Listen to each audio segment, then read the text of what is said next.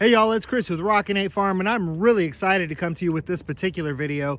Before we jump into some of the specifics, do me a favor, go ahead and hit that subscribe button, click that notification bell, and go check out the website, rockin8farm.com. Today we're going to be talking about the modifications that I made to my Suscovich chicken tractor. So for the purposes of just defining this, I'm going to say that a modification is anything I did to this that is not specifically mentioned in the book. So obviously the book talks about putting feeders in it, but it kind of talks about a couple of specific types of feeders. I went my own way. I had to add another piece of lumber to do it. I'm going to consider that a modification. I'll also mention a couple of the kind of cool things that I found while I was putting this tractor together, places that I was able to source some of the materials. Most specifically, I think the wheels. I'm really happy with what I was able to do for the wheels.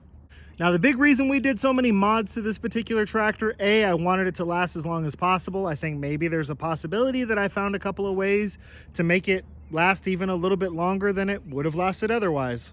And the other big reason that we had to do so many mods is because this is not designed for meat birds as the original tractor was designed. We are going to have an egg-laying flock of breeding Orpington chickens in these tractors. So I needed to switch them over from meat mobiles to egg mobiles. So first things first, let's talk about some of the overall improvements that I feel like I made to the tractor that can be made to the tractor whether you are designing an egg mobile or not. So for my first design change, I can't take a whole lot of credit for this, but the instructions call for a 90-degree bend at the top and then 45-degree bends down here at the bottoms. When I did a perfect 90-degree bend, what I discovered is that the pipe came all the way out here and the pipe came all the way out here. And I actually had to bend the top up here even further together to make them pinch down on the sides. And then the pipe didn't line up real good there on the corner. So I stole an idea from my friends at 8th Time Family Farm and I put in an extra bend right here. So we have a perfect 90-degree angle at the top. About 30 inches from the end of the pipe, I put in this 22.5-degree bend. And then I put in a 22.5-degree bend down here at the bottom. So that gives you the 45. But what it does is by pinching it here and here, it just kind of sucks the whole pipe in tighter to the tractor itself. And then it gives you a nice flush surface, as you can see, to go ahead and screw the pipe onto the wood. Not only do I like what this did as far as lining everything up a little bit better, but the other thing I just think it looks kind of cool, which was kind of the same thing that my friends over at 8th Time Family Farm had told me. I'd completely forgotten about that when I saw their chicken tractors. And when I discovered that the pipe just wasn't fitting the way that I wanted to, I remembered, totally stole their idea, but I like the looks of it. It gives it that old barn roof look. Another one of my modifications is that anywhere the tarp is going to rub on angles on the bars and the wire, I went down to the dollar store, picked up some dollar store noodles, cut them into 1-foot sections, and just zip tied them over the pipe. I experimented a little bit, as you can see inside the chicken tractor, with just cutting the noodles in half and running them the full length. I'm probably going to leave those there just because I've already got them there. But the little 1-foot sections at areas where rubbing actually occurs, I think is going to work just fine. So those are the mods that I made to this tractor that anybody could make. Now let's get into the egg-laying mod specifically. So if you're going to have some egg-laying birds, you got to have a place for those birds to perch. I went ahead and set up 2 perches. I'm still going to come in here and round off these angles on the 2x2 dimensional lumber that I used for my perches. I want them nice and square on the bottom so that they mate nicely to the dimensional lumber that makes up the sides of the tractor. But I am going to go ahead and round off this surface up here just so they can get their foot around it a little easier. The first perch is just mounted directly to the tractor itself, so that's roughly 2 feet off the ground. And then about 1 foot higher is another perch. Now, because of the angle of the sides, I did have to stub this in a little bit. Just for giggles, I took a bucket full of water, so we're talking roughly 40 pounds, and I hung it from this for a full 24 hours, and nothing broke. So it should be able to handle the weight of a few birds. The one thing I wanted to pay attention to, because there's no actual back on the tractor and there's chicken wire up here on the top, It would be a really brave raccoon that would come onto my property with the dogs that I have on this property. But just in case a raccoon comes, I did put this perch 15 inches from the back, and then the next perch is about a foot forward of that. So it would have to be a fairly long-armed raccoon. And here's the deal. These chicken tractors are going to be out in an area that my dogs can get to.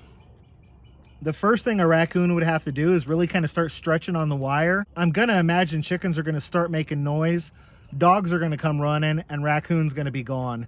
So if I start running into a lot of predator problems, I'll just put it back on this.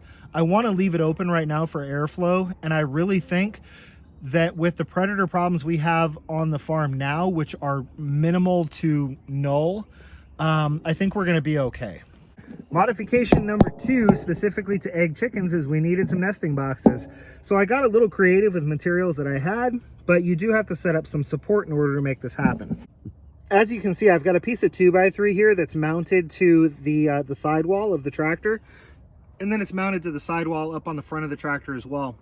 So this 2x3 is going to be an extra piece of lumber that you're going to be purchasing that's not in the plans for the tractor itself. However, 45-degree bracket that's underneath here, that was scrap lumber. And the 1x4 that spans the gap between the top of this brace and the top of the 45-degree brace is also scrap that's left over from your cuts for the tractor. So I've got one of those 45-degree braces with a platform for each of my nesting boxes. The nesting box itself is an old milk crate that I just cut the front out of, so it still has a lip here. And then I just use a scrap piece of pallet lumber to connect the plastic crate itself down to the brace, and then a few screws in here just for some extra support. I'm going to be running about 8 to 10 hens plus a rooster in each of these tractors, and we'll be checking the nesting boxes several times a day in order to collect eggs so that we can get them prepared for incubation. So I'm confident that the 2 nesting boxes is going to be enough, but it wouldn't be a big deal to add a couple more on. Now, another thing I wanted to do on my tractors is I didn't want a bunch of stuff hanging in the middle here. I want the chickens to have total range of the inside dimensional space of this tractor, and I wanted to be able to come in here and do the things I need to do. So I'm mounting the food and watering systems to the side of the tractor and keeping all of this floor space completely open. That did require another piece of 2x3 lumber that we have mounted across the side of the tractor here. Now, these are actually designed to be rabbit feeders, but each one holds about 2.5 pounds of chicken pellets. And the big thing is I got about 10 of these for $6 at an auction, so I figured why not use what I have. I also like the fact that the dust that is created by feed all falls through, and the chickens can just eat the feed and not have to be inhaling the dust. Now, unfortunately, I don't have the parts for my watering system, but it is going to be mounted along this. And I'm actually really excited to show that to y'all, but I just don't have all the parts here yet. So we're probably going to end up doing another video that kind of specifically talks about the watering system. So I don't want to go into too many details here. So that's it really for the mods. That extra bend I'm really happy with. The pool noodles I think are going to help save the tarp and make it last a little bit longer. Specific to egg breeds, getting the feed out of the way and mounted to the wall was a mod that I made. Getting the nesting boxes mounted to the side and out of the way was a mod that I made. And then obviously these roosting bars behind me was one more mod. So that's all the specific modifications that I made to this. I just want to talk to you about sourcing wheels really quick. So one of the more expensive things as far as an individual piece on these tractors is when you buy your set of tires. Now, the nice part is, and John suggests this, buy one set of tires, even if you've got 20 tractors, and just switch the tires. That way you don't have to spend all that money on tires, because they are about 20 bucks a piece. But I think I found a source that not only potentially is free, but could even possibly make you some money. So if you were to get onto Craigslist and say, I'm looking for broken down lawnmowers that just don't run anymore, I'll come pick them up and I'll take them from you for free. Now, your stereotypical lawnmower tire, it's actually not going to last very long. They're all plastic. So these are the front wheels off of an old lawnmower that I had, all plastic. I could use them, but they're going to wear out fast. However, you know those lawnmowers that when you squeeze the little handle, they drive themselves and you just walk behind them, the self-propelled hand lawnmowers? The back tires on those have metal gears and bearings. That's actually a tire that should last quite a long time. And like I said, I was able to get these for free because I took them off of an old lawnmower that didn't work. Now, if you know what you're doing, you go pick up that lawnmower for free from somebody.